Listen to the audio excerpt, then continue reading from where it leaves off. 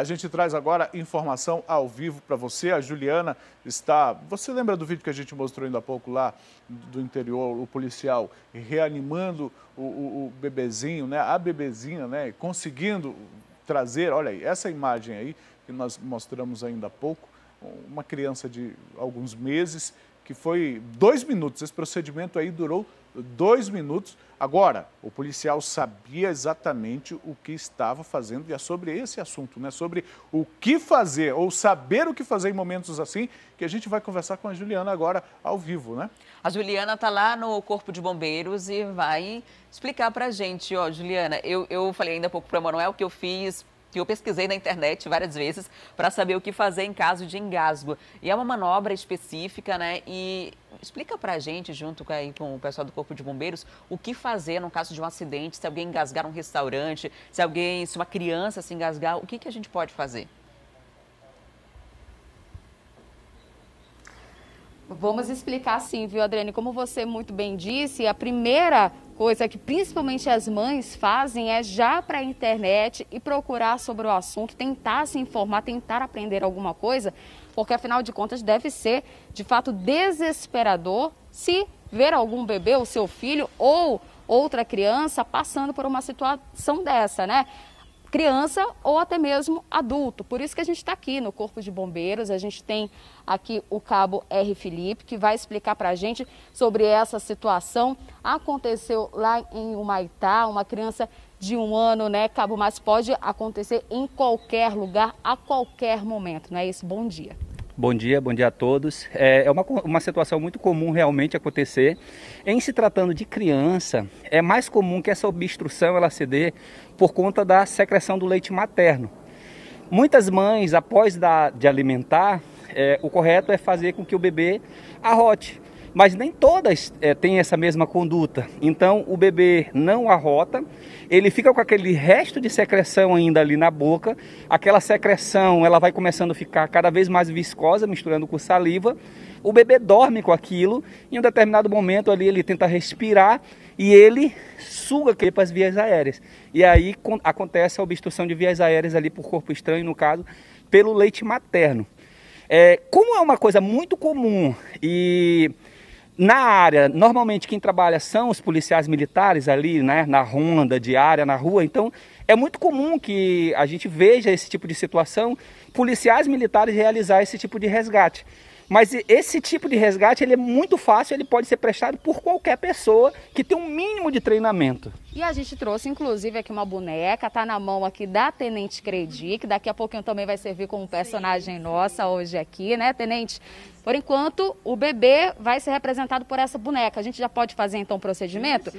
Por exemplo, como a gente estava falando, né, muitas mães, é claro que vai dar todo aquele desespero, né? Então a primeira coisa que deve fazer é o quê? A pessoa tá ali junto com a família ou então tá sozinha, momento de desespero. O que fazer, Tenente?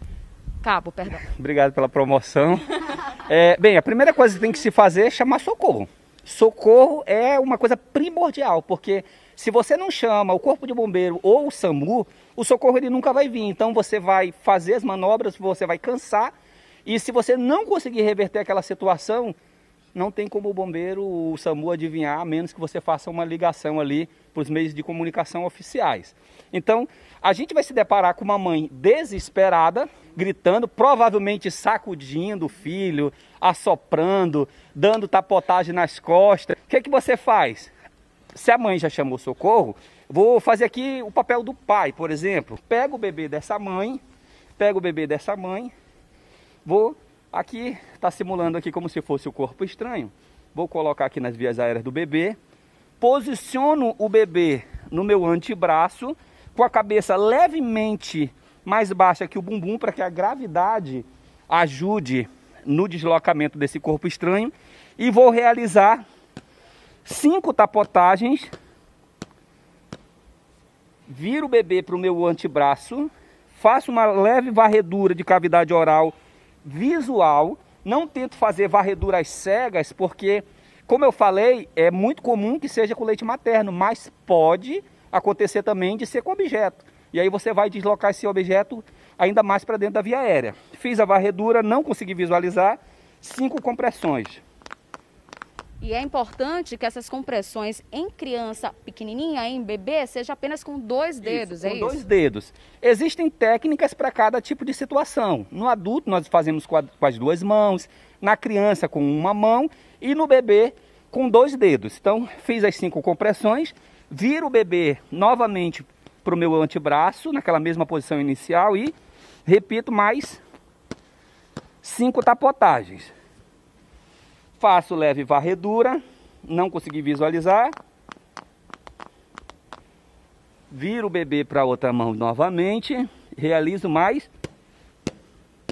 5 tapotagens e o corpo estranho sai, né? Se o bebê não chorar, porque a reação do bebê ao desengasgar é chorar. Se ele não desengasgar, você realiza mais 5 compressões torácicas, porque essa compressão vai fazer um estímulo de dor e provavelmente aí o bebê ele vai voltar a chorar. Agora, Cabo, muitas pessoas que estão nos acompanhando agora, essa tapotagem que o senhor chama, comumente falado por aqueles tapa nas costas, né? Muitos vão dizer assim, poxa, mas com tanta força, existe algum risco nesse momento, por exemplo, de machucar a criança? O que o senhor diria? Machucado o bebê já está, né? Eu acho uma das coisas principais para garantir a vida é o suporte básico de vida, manter pulmão funcionando, coração funcionando e cérebro oxigenado. Nesse momento, o bebê não está tendo esses 3 órgãos nobres e vitais preservados. Então, eu tenho que desobstruir. Vocês percebam que as primeiras 5 tapotagens eu fiz com uma força bem mais moderada. E ela vai se acentuando conforme vai passando ali o tempo e a desobstrução ela não consegue ser eficiente. Se o bebê não responder às desobstruções, poxa, tentei de todo jeito, não consegui, checa o pulso braquial do bebê. No adulto, a gente checa aqui o carotídeo. No bebê é o braquial.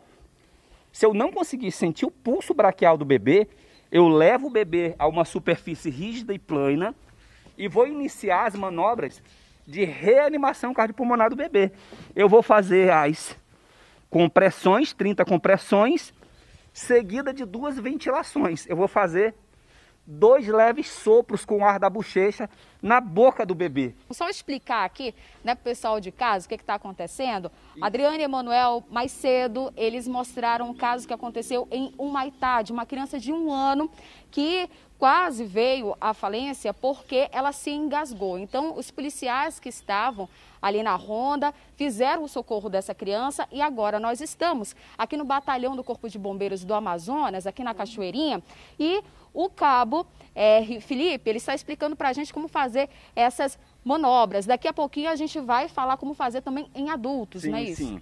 Então vamos lá. Aqui seria um protótipo mais ou menos de como seria a estrutura pulmonar no bebê. Nós temos aqui o pulmão direito, pulmão esquerdo. O pulmão direito, ele tem aqui, nesse tubo, vamos dizer assim, nesse brônquio, ele é mais grosso e o esquerdo é mais fino.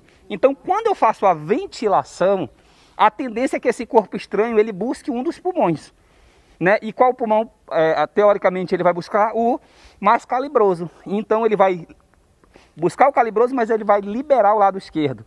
E essa liberação do lado esquerdo, ele garante boa parte da respiração. Vou fazer só um simulado aqui, ó. Vou fazer um leve sopro, ó. Olha o que aconteceu. Todo o corpo estranho que estava aqui na traqueia, nas vias aéreas, se deslocaram para dentro do pulmão. Vocês conseguem visualizar aqui? Entendeu? Esse é o risco, então, da criança ter algum corpo estranho se deslocar. Existe esse risco. Se for um objeto, a ideia é que pelo menos ele se movimente e garanta a oferta de oxigênio, porque o que a criança está precisando naquele momento é oxigênio. Então, quando eu faço a respiração boca a boca, eu estou ofertando esse oxigênio, né, que é tão necessário para que o cérebro continue ativo. Pronto. Agora, Cabo, a gente vai voltar com os nossos apresentadores lá no estúdio, porque eles estão com alguma dúvida. Aqui, vamos ouvir o que eles têm para falar, Adriane e Emanuel, com certeza vai ser sobre os adultos, né? É isso? Exatamente, Ju. A gente quer saber como que funciona a manobra em um caso de adulto. Se você está num restaurante, de repente, alguém começou a passar mal, o que é que faz? Também é o tapa nas costas ou muda a estratégia? Até para a gente aproveitar que você está aí com o cabo passando essas informações para a gente. Então, pede para ele simular para a gente, por favor. Vamos falar assim, eles ouviram a pergunta de vocês e é justamente a tenente quem vai fazer essa simulação, não é, tenente? Agora também, além de bombeiro, também um pouquinho ali de atriz. Claro que tudo vale a pena para ensinar o público de casa, não é isso? A gente sempre está aprendendo. Vamos lá então, o que fazer? Tá no restaurante, aí a pessoa vai, se engasga, o que deve ser feito? Como eu falei, a primeira coisa, chamar socorro. O socorro especializado, SAMU e Corpo de Bombeiro. Número 1, primeiro de tudo tem que fazer isso. Em seguida, eu vou identificar se essa obstrução é leve ou é grave. O que seria uma obstrução leve? A vítima está engasgada? Tá, mas ainda assim ela consegue falar. O rosto não está cianótico, mas ela não está conseguindo... O que seria cianótico? É roxo, não está roxeada por falta de oxigênio. Então, nesse caso, eu vou pedir para que a vítima se acalme e vou pedir a ela que ela estimule a tosse. Ela tente tossir. Quando ela tosse, ela força o próprio diafragma a golpear o pulmão, fazendo com que haja deslocamento de ar de dentro do pulmão para fora. E esse corpo estranho ele é expulso naturalmente por uma reação fisiológica do corpo. Se a obstrução for grave, o que eu vou fazer? Eu vou girar a vítima aqui, vou me posicionar com o pé de apoio entre as pernas da vítima e vou ficar meio que lateralizado na vítima. Por que isso é importante? Porque caso a vítima desmaie, nem a vítima nem eu caia. E aí vai ficar muito feio, né? Duas pessoas caindo ali no restaurante. Então, com uma mão por debaixo da axila, com a outra também, uma das mãos eu vou fechar e procurar aqui a boca do estômago dessa vítima. Boca do estômago, fechei e vou dar golpes súbitos para dentro e para cima em forma de J, para dentro e para cima em forma de J. Se as obstruções não forem eficientes ou eficazes e a vítima desmaiar, se a vítima desmaiar, eu vou fazer uma varredura de cavidade oral visual. Eu não tento meter o dedo na boca da vítima, fazer varreduras cegas. Se eu não conseguir localizar esse corpo estranho, eu vou de imediato iniciar com as manobras de reanimação cardiopulmonar. Não preciso checar pulso nesse caso, porque certamente ela ainda tem pulso, mas eu tenho que antecipar aos fatos ali, porque ela fatalmente, se ela não for tratada, não desobstruir, ela vai evoluir para uma parada cardiorrespiratória. Então eu estou trabalhando precocemente. A gente vai fazer ali no boneco ali, para ficar melhor, que eu não posso fazer as compressões nela. Então, me posicionei do lado da tenente, fiz varredura, eu vou entrelaçar as duas mãos, vou colocar em cima do osso externo dessa vítima, vou me posicionar aqui, ó, braço esticado, ângulo de 90 graus, e vou fazer compressões na vítima. 30 compressões, seguida de 2 ventilações. 30 compressões, seguida de 2 ventilações, até que o objeto saia ou até que a vítima retorne. Esse sopro, essas ventilações, elas têm a mesma finalidade do bebê. Ofertar, o mínimo de oxigênio para que essa vítima tenha ali um suporte de oxigênio no cérebro. Pronto. Então tá aí a explicação do cabo R. Felipe, aqui do Corpo de Bombeiros do Amazonas. Fizemos a simulação no bebê, o que é muito importante, e também no adulto. Qual seria a adaptação? No caso da grávida, isso é muito importante. No caso da grávida e da vítima obesa, não tem como fazer as compressões abdominais. Porque se você faz as compressões abdominais na grávida, você está afetando diretamente o feto. Então, as compressões para desobstrução de vias aéreas na grávida e no obeso é feita em cima do osso externo, em cima deste osso mesmo. Faz a mesma técnica, comprime o osso aqui em cima do osso externo. Pronto. A gente está mostrando para vocês aqui, mas também é importante o público de casa, ele está ciente que naquele momento de desespero, onde a gente até assiste na televisão, mas na hora não vai conseguir fazer, O que tem que ser feito é chamar ajuda, é pedir socorro, ligar para o Corpo de Bombeiros, ligar para a polícia, é isso? O cabo R. Filipe também é enfermeiro, né? O que você diria nessa situação? Não tem como. A primeira coisa que tem que se fazer é chamar ajuda especializada. Quanto mais precoce for o chamado, maiores são as chances de reverter aquela situação da vítima. Nós tivemos um caso em 2017, em São Paulo, de uma criança que na escola, durante o passeio da escola, ela sofreu um engasgo com um lanche de alimento, chamada Lucas Zamora.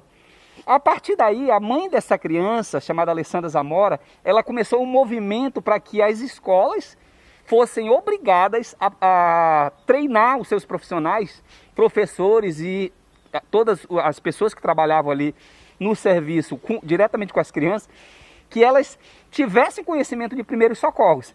E em 2018, o Congresso votou, né, aprovou, e o presidente então Michel Temer, ele sancionou a lei 13.722, que hoje é chamada Lei Lucas, e que obriga todas as escolas e repartições que lidam com criança que treinem os seus profissionais para que situações semelhantes à do Lucas não aconteçam.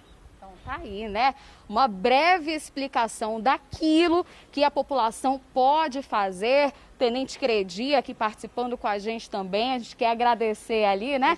Seu desempenho. Importantíssimo falar sobre isso. Muito, muito importante. A gente vê muitos casos. É uma manobra simples, né? Que você já sabendo fazer e tendo... Eu sei que é difícil, né? É um momento de muito desespero, mas é importante você saber, você treinar, porque você pode salvar a vida de um filho, de uma criança.